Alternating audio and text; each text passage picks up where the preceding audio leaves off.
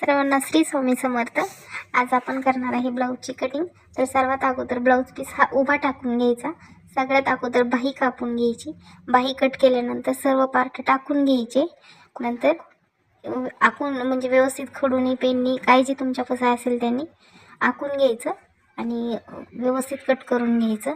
अशा पद्धतीने blouse piece टाकल्यानंतर तुम्हाला बाही कमी पण पडत नाहीये आणि एकदम इझिली पीस पण पुरून जातो।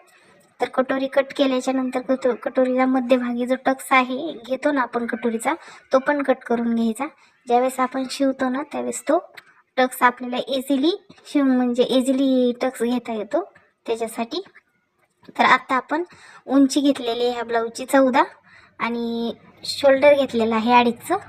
आता घडी घेतलेली आहे आपण ह्या ब्लाऊजची 12.5 आणि 5चा गळा पाठीमागची पाठ घेतलेली आहे।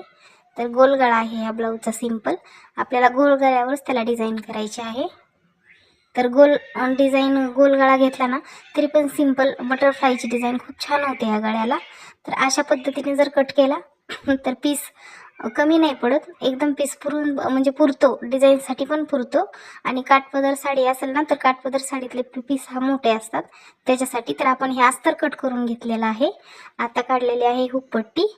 तर हा बाकीचा जो ब्लाऊज आहे तो आपण डिझाईनसाठी पीस ठेवलेला आहे तो अस्तर।